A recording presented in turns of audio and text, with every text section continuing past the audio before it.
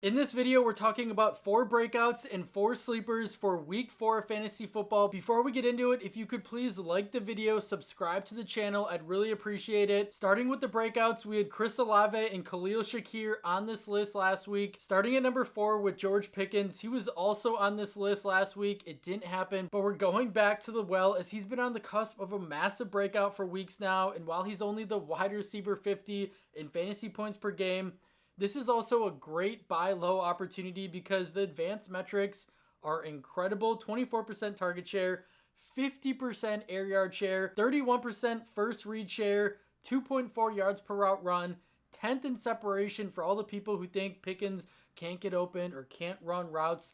That's completely false. He has been so close to these massive games. They just haven't hit. There's been some ticky-tacky penalties that have negated touchdowns, big receptions, but once they start hitting, once Fields and Pickens really start to get going, it's going to be really good for your fantasy team. There's going to be a lot of fantasy points scored, and I just think overall, like, Justin Fields has looked really good. Now, I will caution with, there are some overall negatives with Pickens. Like, this is a run-heavy, run-first team. This is a Pittsburgh Steelers team that wants to play really good defense, which right now, this Steelers defense is elite, and the Pittsburgh offense isn't having to put up a ton of points or play from behind because of how well this defense is performing. Will that continue all year? Likely not. Will they be down in games? At times, of course. So the passing will pick up, but Arthur Smith is a little concerning, and the nature of the offense, but the good outweighs the bad here, and I think we do see a blow-up performance from George Pickens in a really good matchup against the Colts that rank bottom 5 in fantasy points per game allowed to opposing wide receivers. So this, I promise, this is the week. Pickens is exploding. Get him on your roster now before week 4, and if he's already on your team, he needs to be in your starting lineup. At number 3, Zack Moss. We had him listed as a sleeper last week, and he showed out. He put up 20 fantasy points. And he's been upgraded now to the breakout category because I think he's going to really start to take off and be a big piece of the Cincinnati offense. The Bengals need Zack Moss. They need him to work. They need him to play well. Now, I will admit, all offseason, I was on the Chase Brown train. I thought Chase Brown was going to be the guy in this backfield, and that's just clearly not the case.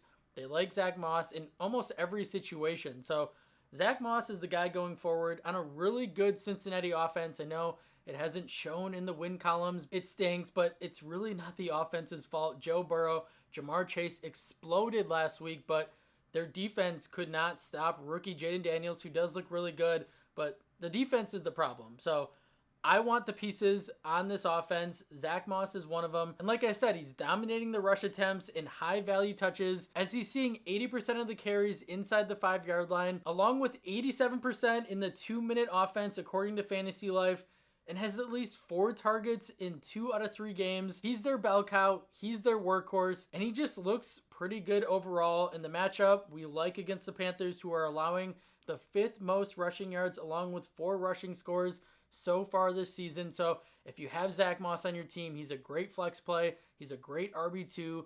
Get him in your lineup, and I think this is going to be the start of Zack Moss being a must-start guy every week. Like, he had his really big game last week, then he kind of had a dud, and he was all right in week 1. He's going to string together another big performance, and then everyone is going to look at him as a really strong RB2 going forward. At number 2, Jackson Smith-Njigba. We got a taste of what JSN is capable of in week 2. And then we're highly disappointed in week 3. But there is still reasons to be optimistic, and this week is not the time to rage bench him after a rough performance. This is not the time to be like, all right, JSN is not who we thought he was after week 2. Get him in your lineup. I still feel very confident in JSN because of the routes he's running this year and his overall usage. Because he ran 100% of the routes in week 3 and leads Seattle wide receivers in overall routes run this year with 37. And even in a bad game last week, like, JSN was still on the field. And he's not running these short, gadgety, screen, low ADOT routes. Like, he's getting downfield. Seattle wants him to win downfield, and he's on the field. Those are 2 things that really we couldn't say last year.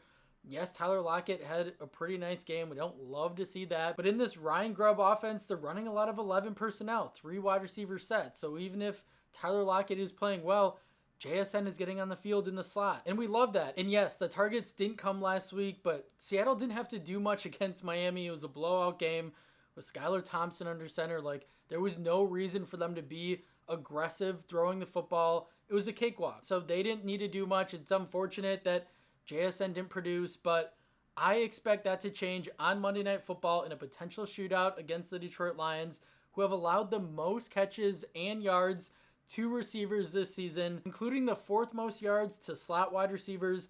So I'm expecting a bounce back game, which will jumpstart the rest of the year. I don't think last week was the norm. I think JSN is a heck of a player. He's seeing good usage. He's running good routes. It's a creative offense under Ryan Grubb. Geno Smith is playing out of his mind. Like, what's there not to love? Expect JSN to go off on Monday Night Football in a shootout with the Lions, and he better be in your lineup. At number 1, T. Higgins, his first game back from that hamstring injury, and they unleashed him 95% of the routes. Yeah, he only saw 6 targets, not great, but he still looked pretty good out there, along with 2 red zone targets, and it could have been a much bigger day if Higgins would have come down with one of those red zone targets, but nonetheless, the Bengals are now in full desperation mode, and with a struggling defense, I expect this offense to have to score a lot of points to win football games going forward. Yes, even against Andy Dalton and the Panthers, like, I wouldn't be surprised if the Panthers put up a good amount of points on this defense. That's how bad they're looking right now.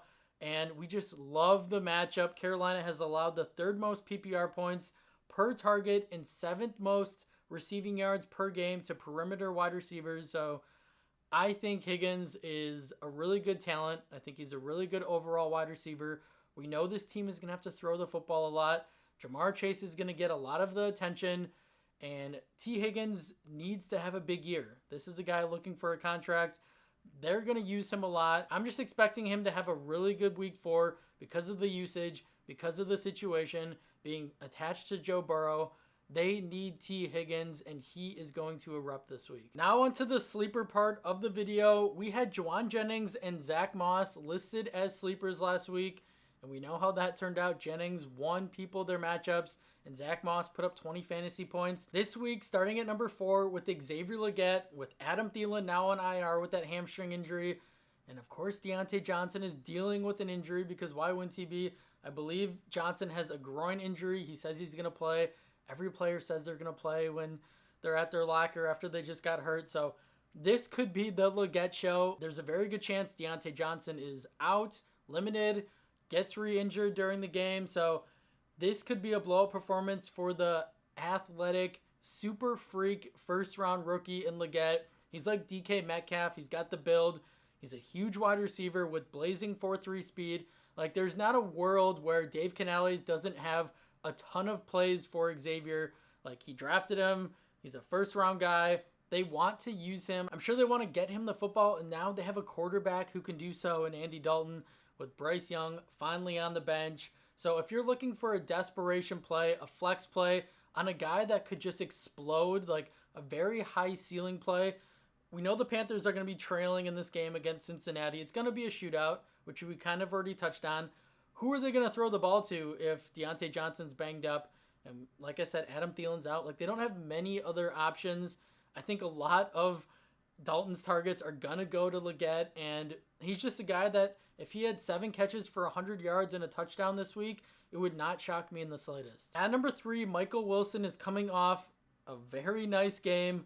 8 receptions, 64 yards on 9 targets, 14.4 fantasy points. Who is another guy who could be in for a ton of work with Trey McBride, the tight end, in concussion protocol. Probably going to miss this week if I had to guess. So he's going to be the second option in this passing attack behind Marvin Harrison Jr. in another game that has strong shootout potential against the Washington Commanders, led by the red-hot Jaden Daniels. And this needs to be kept pretty simple. Everyone knows by now, 3 weeks into the year, that you play your wide receivers when they're up against the Washington Commanders, because we know how that usually goes. The Commanders have a horrible secondary, and they're just one of the worst defenses in football.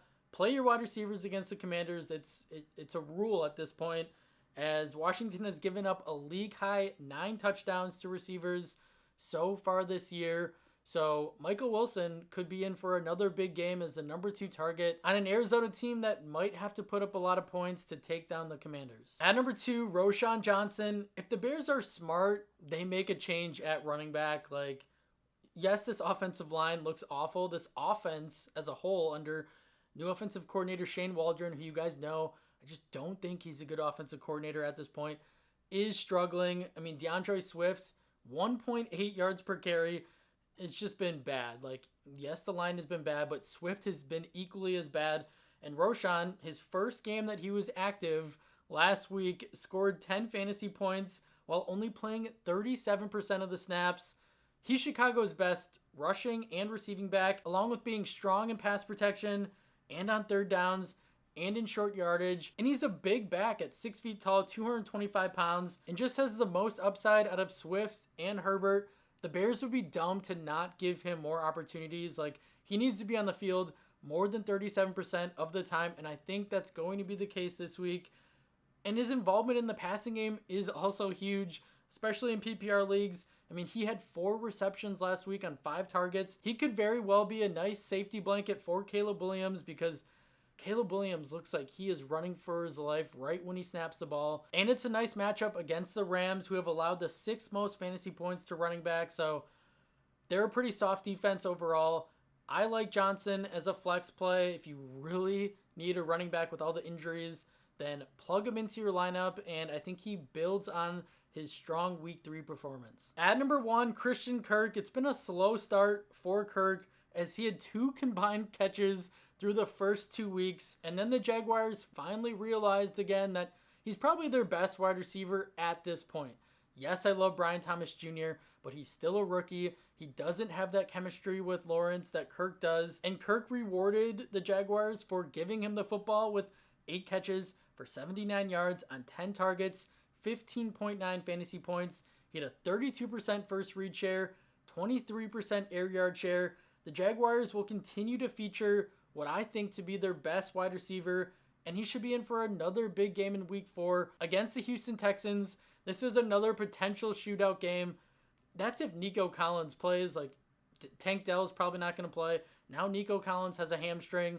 Like, they're down to Stephon Diggs and Cam Akers because Joe Mixon's out. So maybe it won't be a shootout, but I still like Kirk, even though Trevor Lawrence looks like a really bad quarterback after getting that massive contract.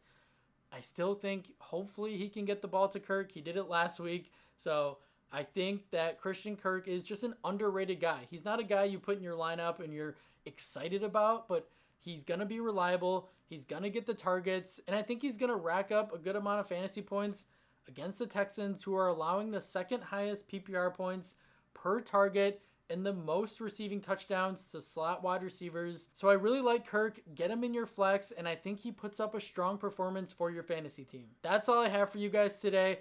Thank you so much for watching. If you took away anything from the video, please like the video, subscribe to the channel. It helps me out more than you know, and I will see you in the next one.